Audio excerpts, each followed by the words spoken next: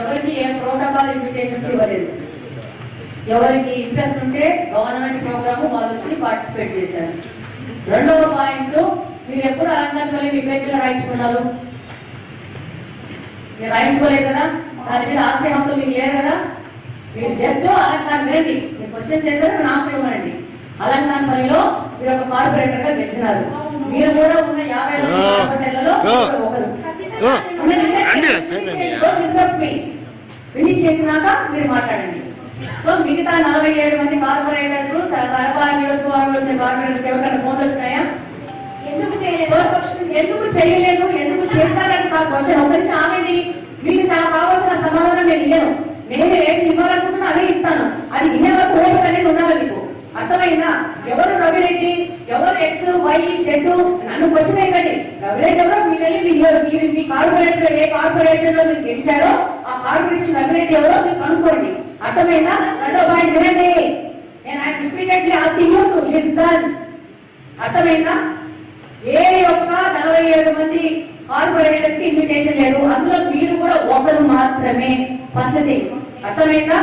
Government programme ప్రకారము ఎమ్మెల్యేలకు ఆదేశం వచ్చింది. ఎమ్మెల్యేలు వెళ్ళి ఇన్వాల్వ్ అయిపోయి 3 కార్పొరేషన్స్ డిసైడ్ చేసుకోవడం జరిగింది.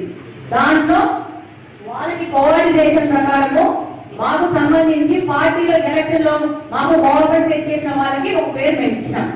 దాని ప్రకారం వాళ్ళతో ఇంటరాక్ట్ అయిపోయి దాన్ని అరేంజ్మెంట్ చేశారు.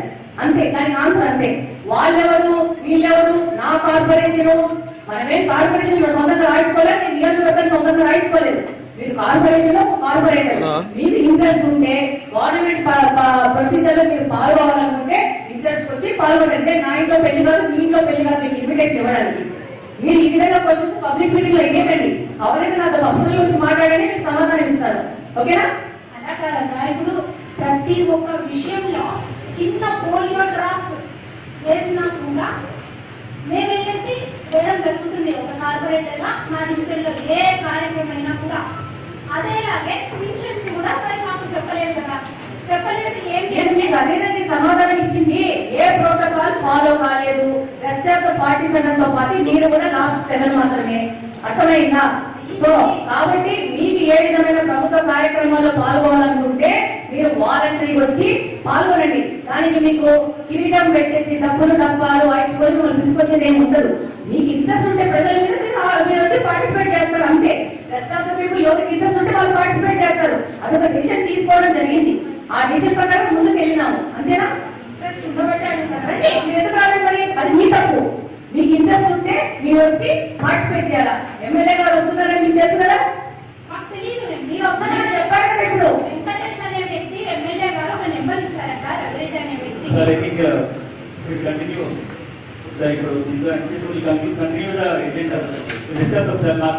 ప్రైవేట్ వ్యవహారం మనం మళ్ళీ మాట్లాడుకోవచ్చు. 8వ అంశం సార్,